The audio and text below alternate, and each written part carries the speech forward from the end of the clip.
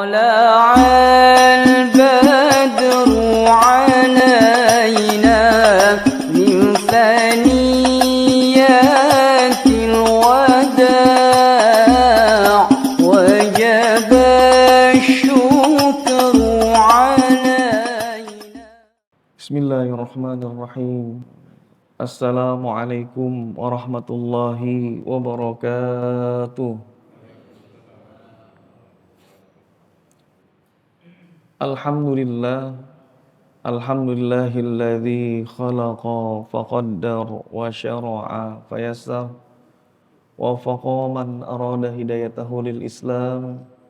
Asyhadu an la ilaha illallah khaliqul bashar wa asyhadu anna Muhammadan abduhu wa rasuluhu sayyidul mukhtar.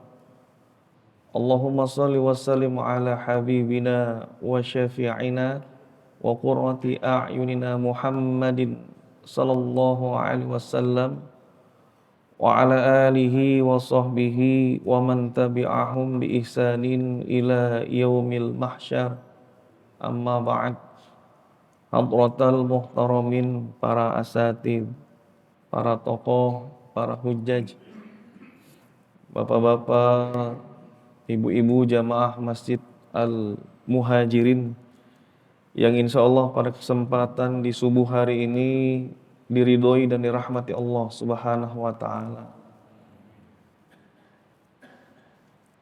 Yang kami hormati Ketua DKM Masjid Al-Muhajirin, jazakallah, Bapak Haji Nasri Yahya, Imam Rawatib kita Haji Mugni. Semoga Allah Subhanahu wa ta'ala berikan selalu kesehatan, nikmat istiqamah, mampu untuk selalu berkhidmat untuk jamaah Masjid Al-Muhajirin. Alhamdulillah, kita sudah memasuki bulan Rajab. Ini artinya kurang lebih 1 bulan setengah lah ya, kita masuk bulan Ramadan. Bulan Rajab ini termasuk bulan Arba'atun Hurum, 4 bulan haram. Ada selain bulan Rajab, bulan apa lagi Pak? Bulan haram itu. Bulan apa? Desember. Bulan Muharram. Kalau berurut-urut, Dzulqa'dah, Dzulhijjah dan Muharram. Dzulqa'dah, Dzulhijjah, Muharram. Kemudian tengah-tengah sendiri, misah di antara 3 bulan ini bulan Rajab. Para ulama katakan Rajab, bulan sekarang ini syahruz zar'i, saatnya kita nanam benih. Jadi syahruz zar'i. Benih apa? Benih ketaatan. Karena nanti Sya'ban itu syahru as-saqi, bulan untuk mengairi. Nanamnya di bulan Rajab, kemudian diairi di bulan Sya'ban. Bulan Ramadannya syahrul hasad, bulan panen. Jadi panennya di bulan Ramadan. Kalau baru bulan Ramadan dia nanam, panennya kapan? Artinya bulan Rajab ini kita sudah mulai puasa. Puasa di bulan Rajab. Dalil umumnya Rasulullah memperbanyak puasa di bulan haram. Fala tadlimu fihinna anfusakum, janganlah engkau menzalimi diri kalian di bulan haram, termasuk di bulan Rajab. Kalau ada orang bermaksiat di bulan Rajab, dalam tafsir Ibnu Katsir dikatakan waja'ala dzanba a'dzam. Allah menjadikan dosa yang dikerjakan di bulan ini itu double, jadi lebih besar. A'dzam, lebih besar dosanya dibandingkan bulan yang lain. wal amala shaliha wal ajra a'zam. Sebaliknya kalau kita beramal soleh setelah subuh, padahal ada pilihan. Kira-kira kalau disuruh milih habis subuh begini enaknya ngapain, Pak? Tidur. Tapi ternyata Bapak Ibu sekalian memilih untuk duduk di majelis ilmu, untuk beramal soleh.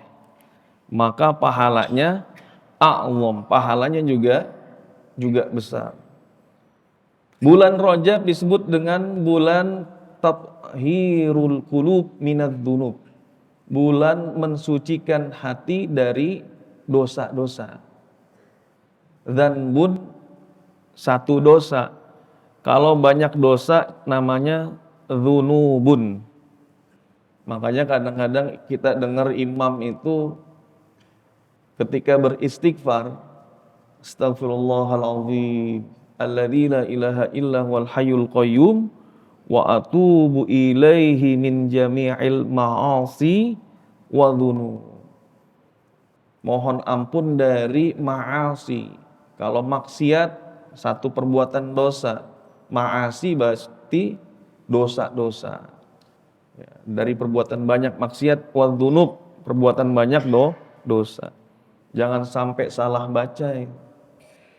Ada imam saya dengar bacanya junub, bukan dzunub. Pakai dal, harusnya pakai dal, dia pakai apa? Jim. Junub. Nah, junub itu mandi janabah dalam keadaan habis berhubungan badan disebut junub. Atau habis mimpi basah disebut dengan junub. Saya mohon ampun dari maksiat dan keadaan junub. Jadi hati-hati, bukan junub tapi dzunub. Maka alhamdulillah pagi hari ini Allah Subhanahu wa taala takdirkan kita duduk di majelis ilmu. Kataballahu maqadiral khalaiqi, Allah mencatat takdir manusia qabla an yakhluqas samawati wal ard bi khamsina alfasana. Jadi Allah mencatat takdir kita sebelum menciptakan langit dan bumi 50.000 tahun. Jadi sebelum penciptaan langit dan bumi, Allah itu mentakdirkan. Kalau dalam ahli sunnah, takdir itu ilmu Allahi al-azali, ilmu Allah pada zaman azali, wa ta'alluquhu bil ma'lum, yang berkaitan dengan sesuatu yang akan terjadi. Jadi ilmu Allah pada waktu itu ya, berkaitan dengan sesuatu yang akan terjadi pada sekarang. Setelah itu tingkatannya al-kitabah. Al-kitabah itu dari kata-kata kataba yaktubu, menulis. Ditulis takdir kita di mana? Di lauhul mahfuz. Lauh itu papan, mahfuz itu yang terjaga. Ditulis nun wal qalami wama yasturun. Jadi makhluknya diciptakan namanya qalam. Qalam diperintah untuk menulis apa yang Allah tadi ketahui, ilmu Allah. Nah, namanya apa? Qalam. Setelah ditulis, Allah berkehendak, namanya masyiah. Allah punya kehendak, masyiah. Segala sesuatu tidak akan terjadi kecuali dengan kehendak Allah. Wa ma tasyauna illa ayyasha Allah. Dan Allah juga menciptakan perbuatan. Allah itu khaliq. Allahu khaliqu kulli syai'. Allah menciptakan semua perbuatan kita. Berbeda dengan paham Jabariyah. Orang Jabariyah mengatakan bahwa annal abda majburun fi fi'lihi. Manusia itu katanya majbur. Majbur itu artinya apa? Dipaksa. Ibarat kalau ada kapas kemudian atau bulu terbang kena angin, terserah angin mau bawa kemana, ke kanan, bawa ke kiri. Inilah pahamnya orang Jabbariyah, namanya Jabbariyah. Akhirnya menjadikan orang malas. Modelnya malas karena ngerasanya apa? Semuanya sudah Allah tentukan, udah Allah paksakan. Ini paham yang sesat ini. Kalau ada suami pagi-pagi dibangunin sama istrinya untuk kerja, nggak mau bangun, dia bilang apa? Kita serahkan semuanya kepada kehendak Allah Subhanahu wa Ta'ala. Maka ibu-ibu jangan mendebat model begini. Yang model begini dia pahamnya Jabbariyah. Nanti kalau waktu siang masuk waktu zuhur, dia lapar, dia nanya sama istrinya, "Ma, ada makanan apa hari ini?" Jawab apa? Kita pasrahkan semuanya kepada Allah Subhanahu wa Ta'ala. Maka kita itu Ahlus Sunnah wal Jamaah pahamnya antara Jabariyah dan Qadariyah. Qadariyah annal abda hurran, kana al abdu hurran fi fi'lihi. Jadi yang namanya paham sesat lagi ada Qadariyah. Dia mengatakan manusia itu bebas untuk menentukan apapun. Kadang Allah baru tahu setelah kita mengerjakan sesuatu. Ini menafikan ilmu Allah. Padahal Allah itu maha tahu, alim. Kalau kita di tengah-tengah, ya, Allah punya kehendak, manusia diberikan kehendak juga. Liman syaa faman syaa falyu'min wa man syaa falyakfur. Kalau engkau mau faman syaa, bisa kita beriman. Wa man syaa, kalau mau juga kita kafir, itu pilihan. Makanya manusia dikasih masyiah namanya, keinginan juga. Dan kita setelah berkeinginan juga kita dikasih kemampuan untuk berbuat. Laha ma kasabat wa 'alaiha maktasabat. Bagi seorang hamba yang mengerjakan amal perbuatan baik, dia mendapatkan pahala. Laha ma kasabat wa 'alaiha, baginya juga dosa apa yang dia usahakannya. Maka ada namanya al-kasbu, usaha. Ada ikhtiar, ada al-kasbu. Manusia memilih, Bapak datang ke sini, ini pilihan. Ada yang milih tidur, ada yang milih untuk duduk di majlis ilmu. Alhamdulillah. Dan ini sudah ada ilmunya, takdir Allah. Allah tahu 50.000 tahun sebelum penciptaan. Di sini hadir berapa puluh orang? Anggaplah 50 orang yang hadir. Allah tahu. Kemudian setelah subuh lanjut dengan kajian, Allah tahu. Ada kameranya juga, Allah tahu. Lengkap dengan perbuatan-perbuatan, gerakan-gerakan kita, napas kita, Allah tahu. Dan Allah juga tahu apa yang ada dalam hati kita. Dan pengetahuan Allah ini apakah memaksa kita? Enggak. Contoh begini analoginya. Kalau ada anak kecil, kita lihat jalan, di depannya ada kulit pisang.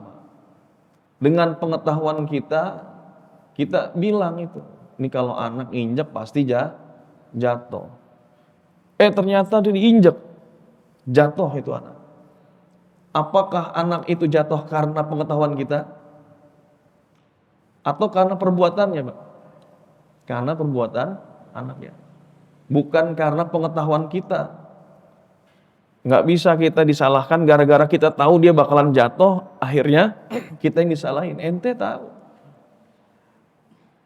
Maka manusia ketika melakukan dosa, di jam sekian, di detik sekian, Allah tahu. Tapi ada keinginan manusia untuk berbuat dosa, ada usaha manusia untuk berbuat dosa. Allah tidak pernah memaksakan seseorang untuk berbuat dosa. Orang berdosa tidak dipaksa sama Allah. Kita punya murid, bapak punya murid ngaji, ngajar ngaji, ada 10 orang murid. Ya, satu kelas ada 10 lah. Di antara 10 itu ada yang males, masuk jarang. Ya. Kemudian juga disuruh ngapal males. Kata bapak nih anak ujian gak bakalan lulus nih. Kalau ujian gak bakalan lulus. Akhirnya benar, pas ikut ujian gak lulus. Apakah pengetahuan guru bahwa si anak tidak lulus itu menjadikan seorang murid gagal ujian? Atau karena anak itu tidak belajar? Gagalnya dia disebabkan karena dirinya sendiri. Kita tahu dia bakalan gagal. Maka seorang guru tidak bisa disalahkan atas kegagalan muridnya karena si guru tahu dia bakalan nggak lulus. Ini disebut dengan takdir. Ya. Dan alhamdulillah hari ini takdir kita duduk di majelis ilmu. 2 bulan lagi kita memasuki bulan Ramadan. Maka persiapan memasuki bulan Ramadan ini kita membahas bab siam, fikih puasa. Biasa disebut oleh para dai atau mubalik kalau masuk bulan puasa itu idza jaa Ramadan, apabila datang bulan Ramadan, futihat abwabul jannah, dibuka pintu surga. Wa ghuliqat abwabun nar, ditutup pintu neraka. Wa sufidat as-sayatin, kemudian setan dibelenggu. Banyak yang nanya, setan dibelenggu di bulan Ramadan, tapi kenapa maksiat masih jalan? Iya Pak, orang ada nggak yang clubbing bulan Ramadan? Ada juga. Maksiat masih ada. Ada masih yang berbuat zina di bulan Ramadan. Kok bisa? Maka ulama jawab, makna tasfidi syayatin, yaitu artinya setan dibelenggu itu annahum, bahwa para setan itu yumna'una min katsirin mimma kanu yaqdiruna alaihi fi ghairi Ramadan. Jadi mereka tercegah secara umum untuk menggoda manusia, ya, kekuatannya hilang. Ya. Kenapa? Li istighalin nas bisyam, karena manusia sibuk dengan puasa. Ya. Akhirnya karena puasa syahwatnya ditekan. Karena syahwatnya ditekan, nafsunya terkendali. Jadi sulit untuk setan menggoda. Tapi kalau yang biasa nafsunya tidak dikekang, puasa atau enggak puasa sama aja. Ya tetap akhirnya dia melakukan maksiat karena sudah terbiasa. Walaupun setannya dibelenggu, ada sebagian mengatakan yang dibelenggu itu wahum marodatuhum. Marodah itu artinya setan, dedengkot setan yang dibelenggu. Jadi setan-setan kecil masih ada, yang dedengkotnya dibelenggu. Marodatuhum duna ghairihim. Jadi enggak semua setan dibelenggu. Ini menjelaskan kenapa maksiat masih ada di bulan Ramadan. Orang masih berbuat dosa, masih lalai, karena masih ada nafsunya tadi. Maka kata Rasulullah, raghima anfu rajulin dakhala alaihi Ramadan, celaka seseorang masuk bulan Ramadan. Terhina seseorang memasuki bulan Ramadan, thumman salakha, kemudian Ramadan berlalu, qabla an yughfaralah, sebelum diampuni oleh Allah. Jadi kebangetan kalau ada orang masuk, kata Rasulullah, masuk bulan Ramadan, padahal Ramadan futihat abwabul jannah, dibuka pintu surga karena dimudahkan berbuat berbuat amal-amal soleh. Ada orang nggak mendapatkan ampunan. Maka kata para ulama, bi an lam yatub aw lam yu'adzimhu, orang ini masuk bulan Ramadan belum tobat, belum mengagungkan bulan Ramadan. Bulan Ramadan sama selain bulan Ramadan sama. Sebelum bulan Ramadan jarang sholat 5 waktu berjamaah, masuk bulan Ramadan sama aja. Sholatnya di rumah laki-lakinya ya. Artinya Ramadan tidak Ramadan sama aja. Orang-orang yang tadinya bolong, banyak yang masuk bulan Ramadan jadi 5 waktu, dia masih tetap bolong sholatnya. Berarti bulan Ramadan dan bukan Ramadan sama bagi dia. Nah, ini bi'an lam yatub, karena dia tidak tobat sebelum masuk bulan Ramadan. Maka persiapannya dari Rajab sekarang, biar nanti pas Ramadan terbiasa. Memulainya dari bulan Rajab, menanam benih-benih ketaatan di bulan Rajab. Babus siyam, dikatakan yang namanya puasa itu apa? As-shaum maknanya al-imsak. Puasa itu artinya apa, Pak? Imsak. Kita sering dengar ya. Imsak. Imsak. Kalau subuh sekarang 4:17 apa? Berarti imsaknya 4 lewat sekitar 8 lah. Imsak. Shoma yasumu shauman. Walaupun memang memulainya ketika waktu fajar, menahan diri untuk tidak makan. Imsak mahsusun an syai'in mahsusin.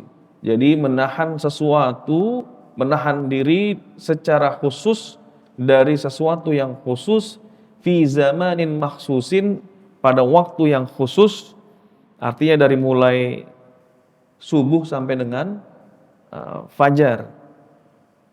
Min syakhsin makhsusin, oleh orang-orang tertentu, karena nggak semuanya orang wajib puasa. Ini namanya istilah dari puasa. Dan puasa itu dia tidak langsung. Puasa itu nggak seperti yang kita rasakan seperti sekarang itu. Ada marhalahnya. Orang puasa zaman Nabi itu dia punya tahapannya. Tahap pertama, ketika turun ayat puasa, bapak-bapak, ibu-ibu hafal itu. A'udzubillahi minasyaitonirrajim. Ya ayyuhalladzina amanu kutiba alaikumus syiyam kama kutiba alal ladzina min qablikum la'allakum tattaqun. Ya ayyuhalladzina amanu, wahai orang-orang yang beriman, kutiba alaikumus syiyam, diwajibkan bagi kalian berpuasa. Nah, ketika ayat ini turun, Allah lanjutkan ayat selanjutnya itu ayyaman ma'dudat. Faman kana minkum maridun aw ala safarin fa'idatum min ayyamin ukhar. Wa 'alal ladzina yutiquna, orang-orang yang enggak mampu berpuasa, fidyatun ta'amu miskin, dia boleh ngasih fidyah. Siapa? Orang yang enggak berpuasa, semuanya boleh. Jadi faman syaa falyasum, barang siapa yang pengen puasa boleh puasa. Yang enggak mau puasa silakan enggak puasa tapi bayar fidyah. Jadi awal kita berpuasa itu masih pilihan. Bapak boleh milih tuh waktu itu. Boleh puasa, boleh enggak. Setelah itu turun tahapan kedua. Ayatnya Syahrul Ramadan alladzi unzila fihil Qur'an hudal linnasi wa bayyinatin minal huda wal furqan. Nah, disinilah letak wajibnya puasa, enggak pakai milih-milih lagi. Kalau kemarin-kemarin saya nggak usah puasa lah, ganti dengan fidyah. Berapa itu fidyah? Fidyah itu satu fidyah 675 gram. beras. Kalau makanan pokok kita beras. Kalau orang Arab gandum, pakai gandum 1 mud sehari. Nah, tinggal beli. Ada sebagian ulama yang ganti dalam mazhab Hambali pakai sekali makan saja.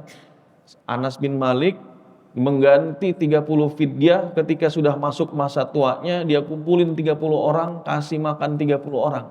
Selesai, 30 hari. Makanya ada yang mengganti dengan makanan jadi. Nah, belilah ke warung Padang, cari paket 10.000. 10.000 30 hari. Berapa Pak? 300.000 tuh. Nah, kumpulin 30 orang, sini kasih. Selesai 30 hari nggak puasa dia pilih udah. Nah, tapi turun ayat syahrul ramadhana, faman syahida minkumus syahra, barang siapa yang dia masuk ke dalam bulan Ramadan, hadir di bulan Ramadan, menyaksikan Ramadan, falyasum, maka hendaklah dia berpuasa, sudah wajib. Nah, ini maka dia harus berpuasa, nggak pakai milih lagi, wajib puasanya. Cuman permasalahannya model puasanya bukan kayak model puasa kita sekarang. Sekarang kita mah dari subuh sampai maghrib. Awal puasa itu berat Pak. Jadi yang namanya awal puasa disebut fi ula at-tashdid, ya. Ini marhalah atau tahapan yang sangat berat. Jadi faqad kanu ya'kuluna wa yashrabuna wa yubashiruna nisa'ahum ma lam yanamu au yusallu al-isya. Jadi mereka boleh makan, boleh minum ketika buka itu waktu maghrib, kemudian boleh bergaul dengan istrinya, berhubungan badan sebelum tidur dan sholat isya. Kalau seandainya dia tidur, maka sudah terhitung puasa lagi. Kalau seandainya dia selesai sholat isya, maka sudah terhitung puasa. Jadi berat.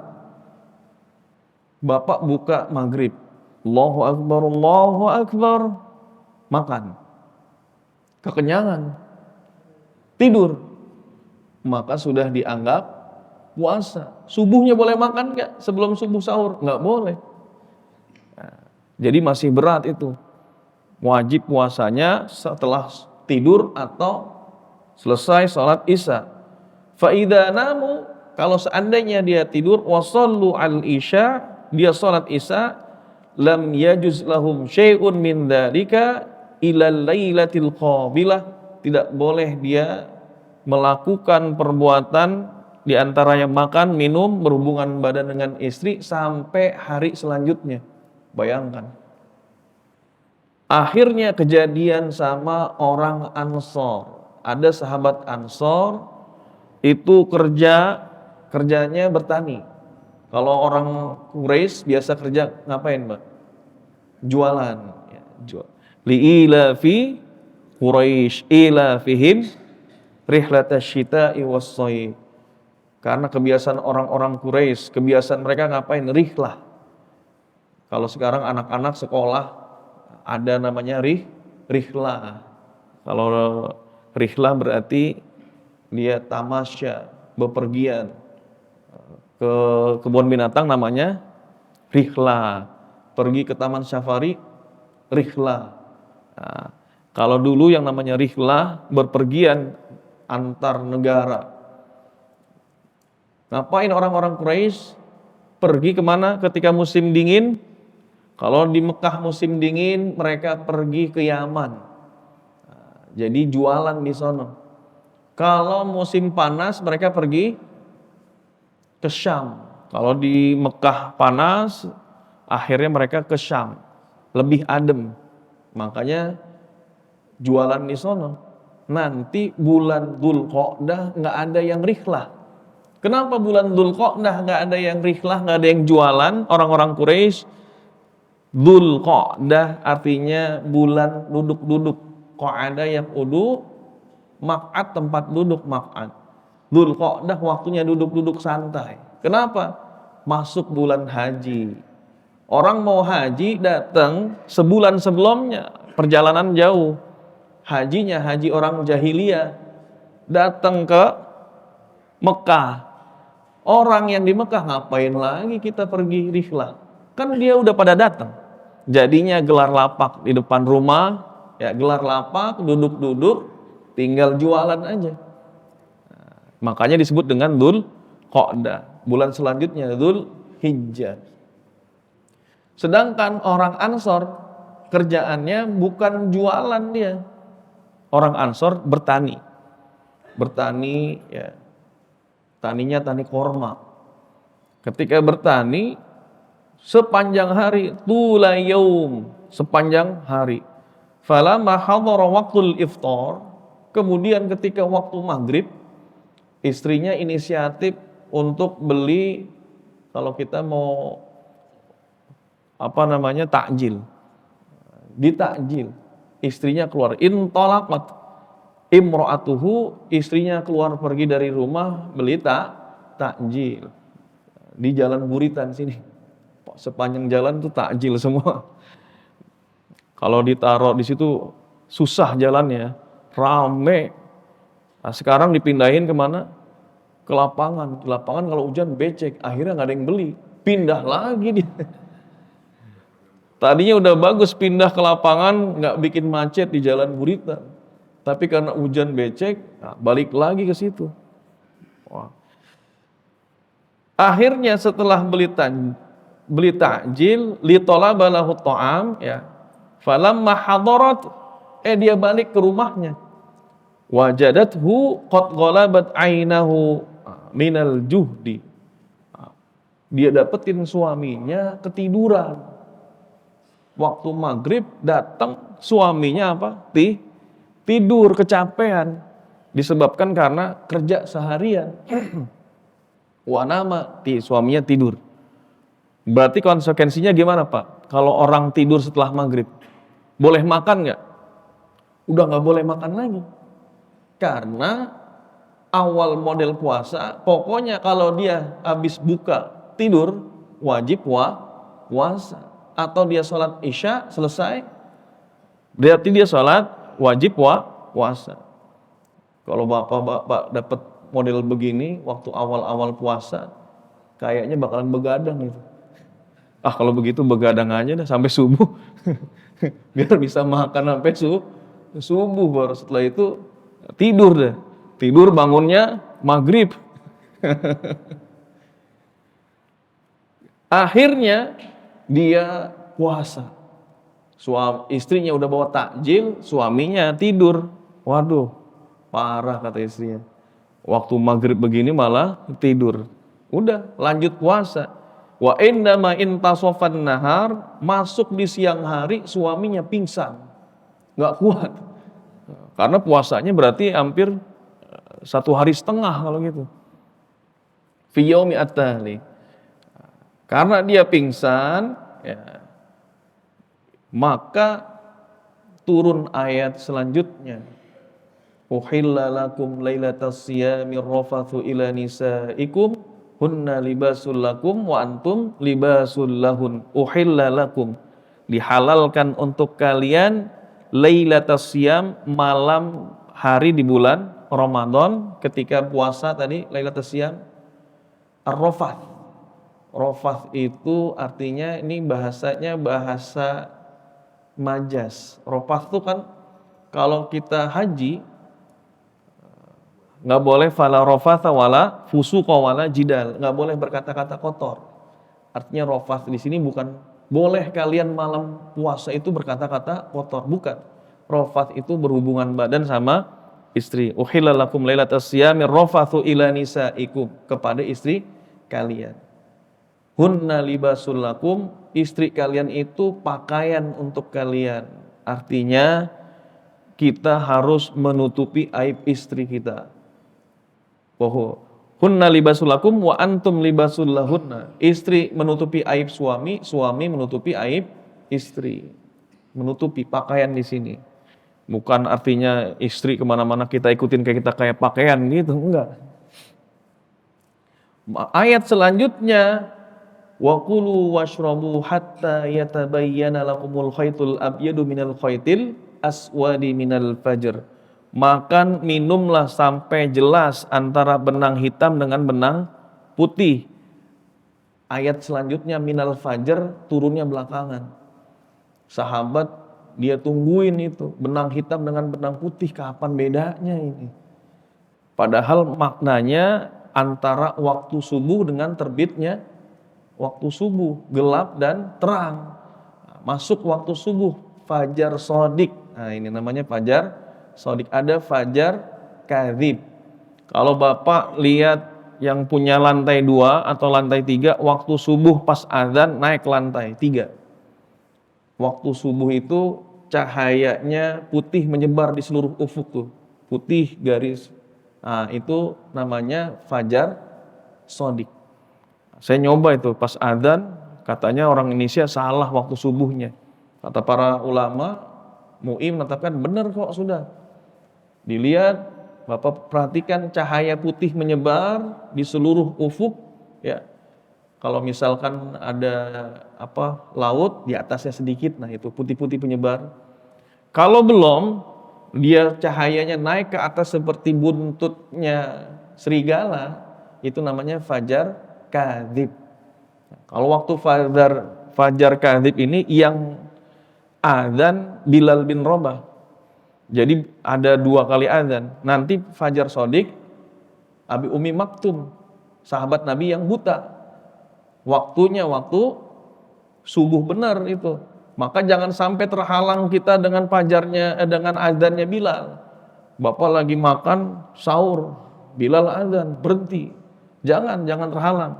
Lanjutin aja. Nanti kalau azannya Abi Umi Maktum baru berhenti. Karena itu waktu subuh benar. Saya awal kali haji, kemudian azan itu lagi tawaf, sepi karena kita petugas haji lagi. Berhenti kita sholat qobliyah fajar. Kita tungguin kok subuhnya nggak mulai, ini kenapa lama? Ternyata itu azan pertama, karena baru pertama kali azan pertama. Nah, jadi azan pertama sampai kedua hampir setengah jam lebih itu. Wah, kalau di Indonesia diganti dengan sholawat gitu. Salatu wassalamu alaik ya imamal mujahidin. Pas bapak saya yang baca tarhim, tempatnya di Masjid Mujahidin. Ini diganti. Biasanya sebagian desa-desa, saya pernah di Pila di Bogor itu, ternyata ada juga yang masih ya azan 2 kali. Azan sebelum subuh. Pernah ada yang dengar, Pak? Nah, di kampungnya siapa masih ada azan itu? Ada. Saya di Pila mana itu, saya dengar, ada azan itu. Sebelum subuh ada. Maka setelah ayat ini, wa kulu washrabu hatta yatabayyana lakumul khaytul abyad minal khaytil aswadi minal fajr, thumma atimus siyama ilal lail, kemudian waktu subuh sempurnakan sampai waktu malam. Udah. Artinya setelah itu para sahabat boleh apa? Boleh untuk berbuka, kemudian makan sampai waktu subuh. Nah, ini tahapan ringannya. Jadi begitulah Islam itu tadarruj. Tadarruj itu bertahap, turunnya bertahap. Alhamdulillah sekarang kita kebagian sholat puasanya 5 sampai subuh. Sholat juga begitu, sholat dari 50 kali kemudian dikurangi menjadi 5 kali kan. Kalau sampai 50 kali waktu, bayangkan Pak, berarti anggaplah 1 hari 25 jam, ya bukan 24 biar gampang. berarti setiap setengah jam sekali sholat kita. Habis sholat subuh tadi barusan 4.17. Berarti jam 5 kurang seperempat kita udah sholat lagi. Ini belum selesai kajian kita udah sholat. Habis kajian sholat lagi. Di tengah-tengah kajian udah sholat lagi. Nah, alhamdulillah qadarullah Nabi Muhammad bertemu Nabi Musa di langit ke-6. Ma farada rabbuka ala ummatika. Apa yang diwajibkan Allah kepada umatmu? Kata Nabi, farada alaihim bi khamsina shalah. Allah mewajibkan kepada umatku, kepada mereka 50 waktu. Nabi Musa kaget. La tutiqu dzalik. Enggak mungkin umat ente kuat begitu, enggak bisa itu. Ya, la tutiqu dzalik. Maka kata Nabi Musa, fas'alhu, ya, minta kepada Allah, farji' ila rabbik, kembali kepada Allah, fas'alhu 'anit takhfif, minta keringanan, takhfif, minta diskon, coba datang. Akhirnya dari 50 menjadi 40. Turun lagi ketemu dari Sidratul Muntaha, namanya Sidratul Muntaha. Kalau di langit ke-7 ada Nabi Ibrahim bersender di Baitul Ma'mur. Baitul Ma'mur itu kalau kata para ulama dari Baitullah di Mekah tembus searah dengan Baitul Ma'mur. Masuk ke dalam Baitul Ma'mur 70.000 malaikat setiap harinya, nggak keluar lagi di Baitul Ma'mur. Nabi Ibrahim di sana bersender di Baitul Ma'mur, ketemu dengan Nabi Muhammad. Marhaban ya ibnu saleh wa nabiy saleh. Selamat datang anakku yang soleh. Karena Nabi Muhammad itu keturunan dari Nabi Ibrahim, jalurnya Nabi Ismail. Makanya dibilang ya ibnu saleh, anak yang soleh. Wa nabiy saleh, nabi yang soleh. Ketemu lagi Nabi Musa, disuruh balik lagi sampai dari 50 jadi 5. Kata Allah, sudah saya tetapkan ketetapanku, tidak bisa diganggu gugat, tapi 5 waktu pahalanya sama seperti 50 waktu. Wal hasanatu bi asyri amsalihha. Satu kebaikan pahalanya dengan 10 kebaikan. Masya Allah. Allah begitu rahmannya ya. Allah rahim kepada kita. Satu kali kebaikan digantinya berapa? 10. Satu kali maksiat dosanya 1. Maka kata para ulama kebangetan. Kalau ada yang 1 bisa mengalahkan yang 10 itu kebangetan. Apa maknanya? Ada orang melakukan amal kebaikan 10 kali. Berarti pahalanya 100. Hari itu 10 kali kebaikan. Kalah sama yang 1. 1 ini berarti 101 kejahatan. Ya, karena 1 kali kejahatan hitungannya 1. Berarti 10 kebaikan dia melakukan 101 kejahatan. Ada nggak orang model begitu? Maka kata para ulama kebangetan kalau ada yang 1 mengalahkan yang 10. Karena Allah kasih kita 1 kebaikan pahalanya 10, buat 1 maksiat dosanya 1. Ternyata 1 ini bisa mengalahkan 10, berarti dia 10 kali lipat berbuat kerusakan. Nah, 1 kali, bahkan bukan 10 kali, 11. 1 kali bikin kebaikan, 11 kali bikin kejahatan atau maksiat. Makanya kebangetan. Ya. Inilah tahapan-tahapan pertama di kita diwajibkan berpuasa. Apa itu puasa dan bagaimana keutamaan orang-orang yang berpuasa? Jadi masuk ke dalam targhib. Ya. Orang berpuasa dikatakan wala khulufu fammis shaim, dan bau mulutnya orang yang berpuasa atyab itu lebih wangi dari kata-kata thayyib. Thayyib itu baik, ismu tabdilnya atyab, sangat baik, sangat wangi. Indallah, ingat ini hadisnya ada tambahannya indallah, di sisi Allah. Bau mulutnya orang puasa itu wangi di sisi Allah, bukan di sisi teman kita. Tetap jaga kesehatan mulut. Jangan mentang-mentang katanya wanginya bahkan min rihil misik, lebih daripada bau minyak kasturi. Wah, Masya Allah gitu. Udah gitu kalau ngomong deket-deket muka, temannya ngejauh, kenapa? Ini baunya lebih wangi daripada minyak kasturi katanya. Nah, ini di sisi Allah. Kemudian kalau kita puasa, doanya mustajab. Jadi orang yang berpuasa doanya mustajab sepanjang hari itu, bukan ketika hanya buka saja. Salah satu la turaddu da'watuhum, ada 3 golongan yang tidak ditolak doanya. Al-imamul adil, pemimpin yang adil. Nah, pemimpin adil doanya tidak ditolak kalau adil. Kalau dia jadi pemimpin, dia nggak bawa-bawa keluarganya untuk ikut-ikutan ngurus. Bapaknya bupati, anaknya misal jadi camat, enggak.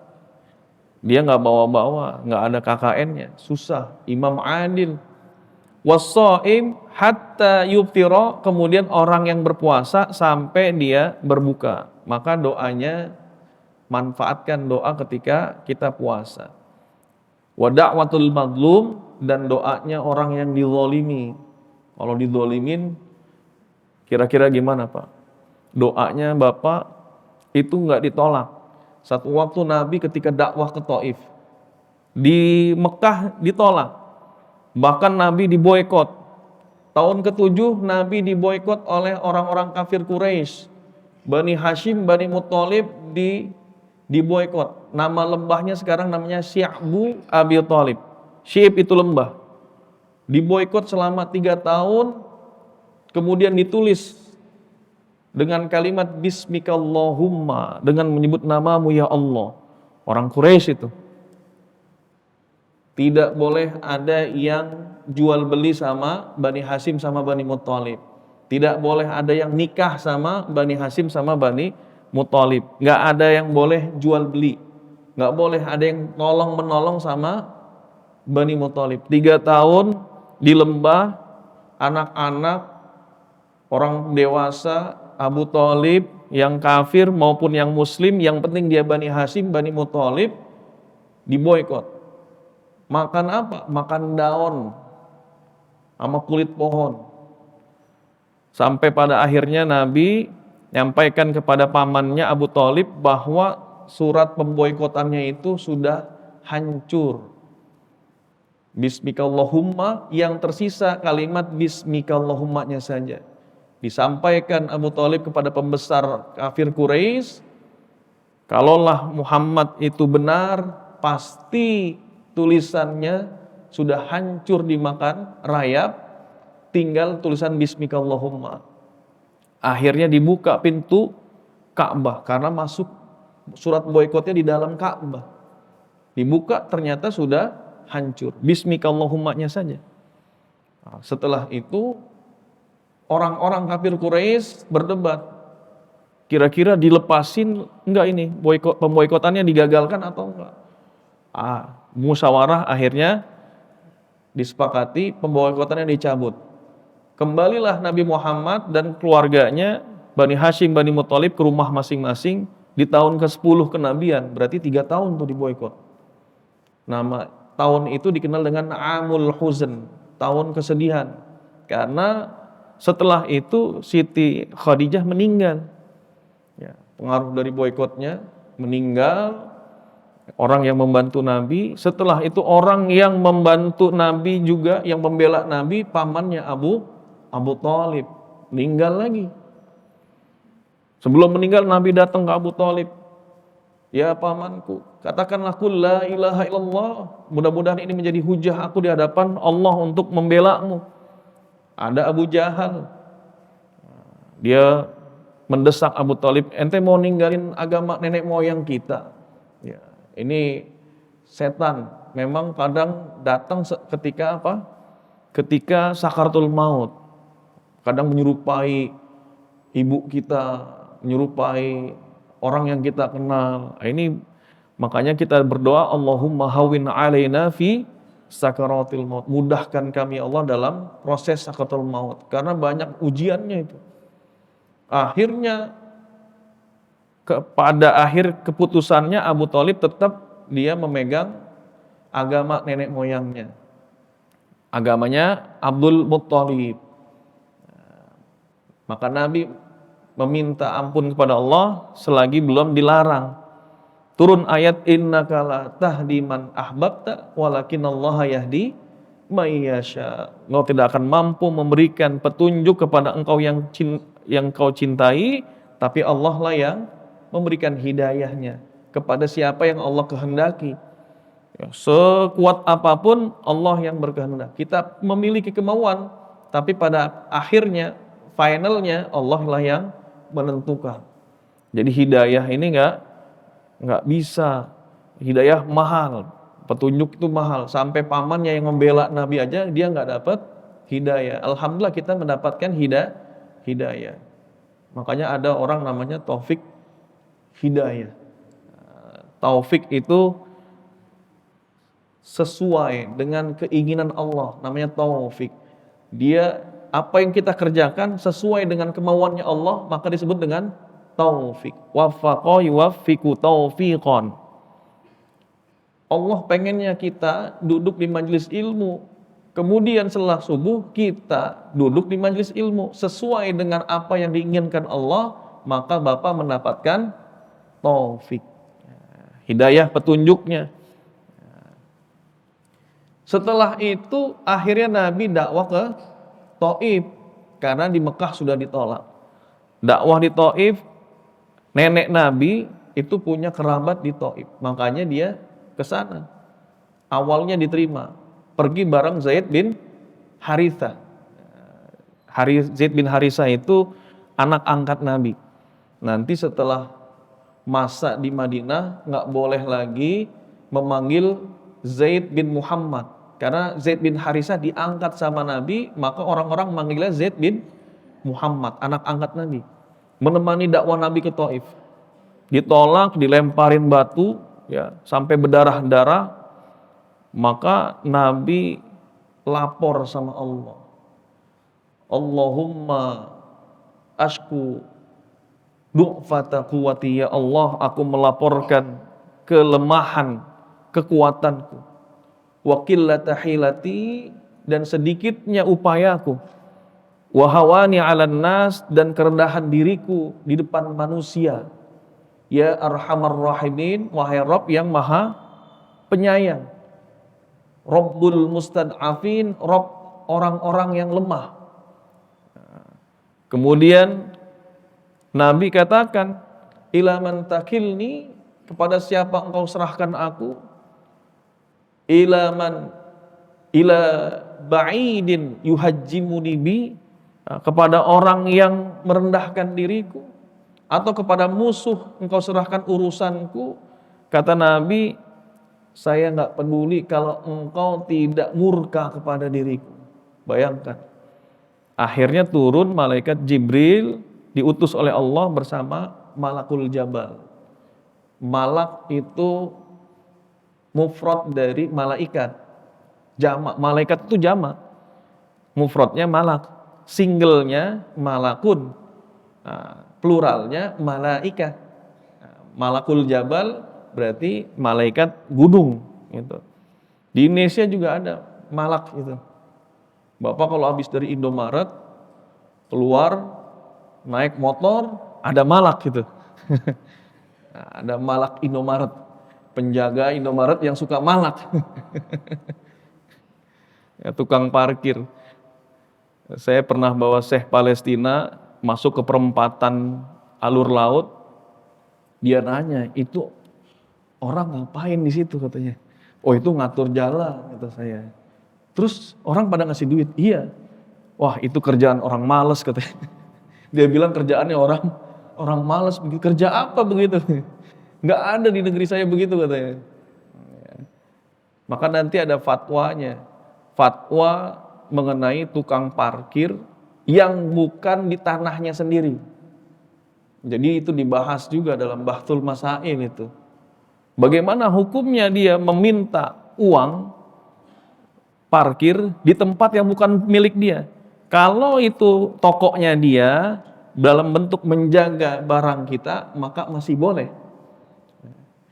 Kalau bukan tokonya dia, kemudian tiba-tiba bahkan sudah ada regulasinya, bahkan tertulis parkir gratis, bagaimana hukumnya mengambil uang dari pelanggan? Gimana Pak? Ya. Tapi karena memang ekonomi orang Indonesia ya kecil, kita pahami saja lah. Ini mah antara kebaikan hati kita, ya, cuman kadang gedeknya itu nggak bantuin. Kalau misalkan lagi rame orang mau turun ngeri gitu ya, cuman mentanya doang, setelah itu udah. Nah, ini bener-bener nggak ada kerjanya, cuman malak doang namanya. Nah, ini malak. Maka kata malaikat Jibril, innallaha qad sami'a qaula qaumika ya Muhammad, Allah telah mendengar ucapan kaummu, waraddu alaik, dan bagaimana perlakuan mereka terhadap engkau. Bersama saya malakul jabal, malaikat gunung.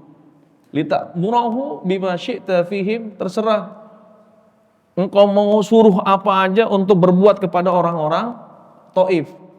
Ya, kata malaikat, ya Muhammad, lau syi'ta an utbiqa alaihim akhsyabain, kalau engkau mau saya timpahkan 2 gunung besar. Akhsyabain itu 2 gunung besar. Gunungnya katanya Jabal Abi Qubais sama Jabal Hind. Kalau Bapak keluar dari Marwah, nanti ngelihat ada istana, itulah Jabal Abi Qubais itu. Sekarang jadi istana pangeran. Ada 3 di situ. Istana raja. Biasanya orang-orang yang hajinya itu undangan tinggal di situ. Dulu itu tempatnya santri-santri Indonesia, ulama Indonesia di situ. Imam An-Nawawi Al-Bantani, orang ada Syekh Yasin Al-Padani, orang-orang Indonesia tinggalnya di situ. Jabal Abi Qubais itu yang mau diambil, diangkat sama Malakul Jabal, malaikat Jabal, sama Jabal Hind, diangkat ditimpain ke Taif. Tapi Rasulullah SAW setelah dizolimi, padahal doanya itu manjur, makbul. Kira-kira kalau Bapak yang habis dilemparin giginya berdarah-darah, kaki berdarah, pala bocor, datang malaikat Jabal nawarin untuk menimpahkan kota, ya, 1 kota periuk ke tempat orang yang mukulin Bapak, kira-kira diterima nggak Pak? Hajar aja kat, sikat udah. Udah sampai berdarah-berdarah begini, kapan lagi dapat tawaran? Kalau kita begitu, tapi Rasulullah katakan, bal arju an yakhrujallahu min aslabihim, tapi saya berharap Allah mengeluarkan dari tulang-tulang sulbi mereka, orang-orang Taif itu, abdun ya'budullah wa la yusyriku bihi syai'an, yaitu orang-orang yang menyembah Allah dan tidak berbuat syirik kepada Allah. Makanya 100% sekarang penduduk Taif muslim. Orang-orang kalau dia waktu liburan sekarang nih, perginya ke Taif. Musim panas mereka liburannya kemana? Ke Taif, karena Taif itu modelnya seperti puncak,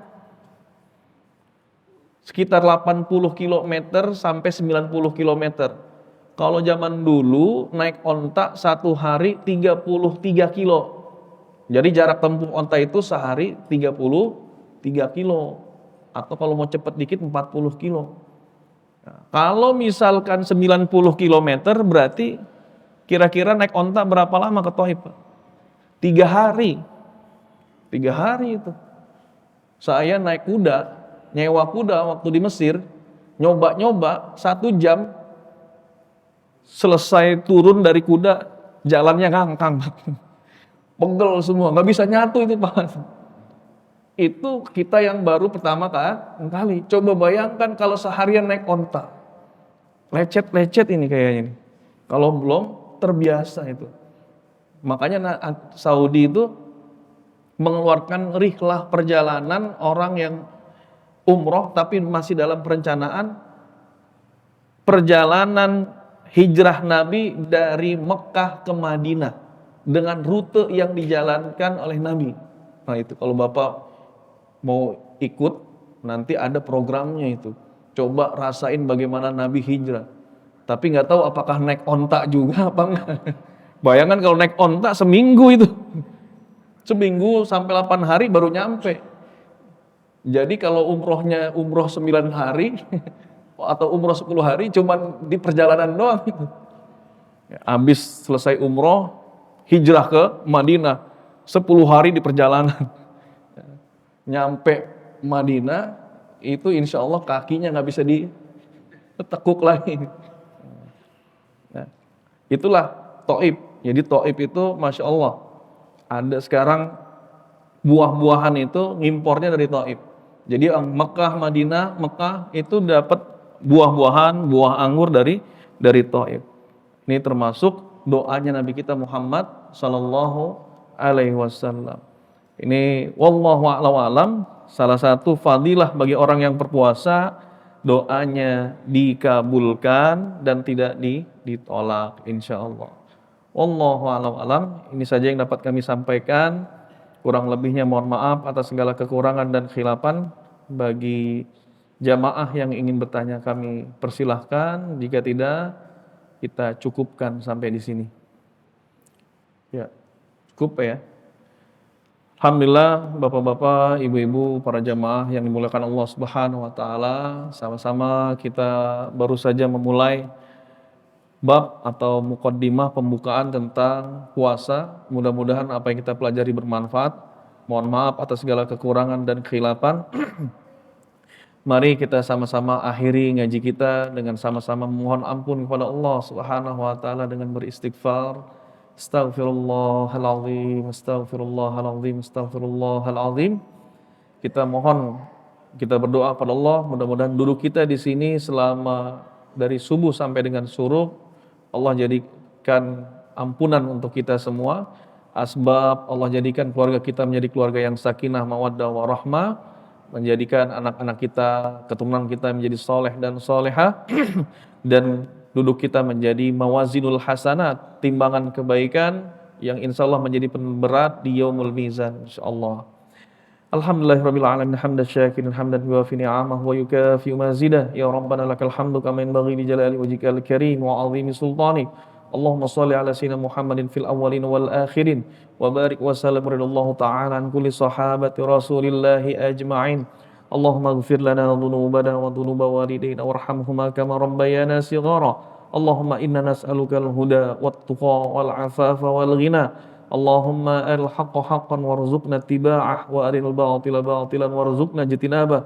Allahumma anfa'na bima 'allamtana wa 'allimna ma yanfa'una warzuqna 'uluman tanfa'una fid dini wad dunya wal akhirah. Allahumma inna na'udzubika min 'ilmin la yanfa' wa min qalbin la yakhsha wa min nafsin la tashba' wa min du'ain la yustajabu lah. Rabbana atina fid dunya hasanah wa fil akhirati hasanah wa qina adzabannar. Bi fadlika subhana rabbika rabbil izzati amma yasifun wa salamun 'alal mursalin walhamdulillahi rabbil alamin. Assalamualaikum warahmatullahi wabarakatuh.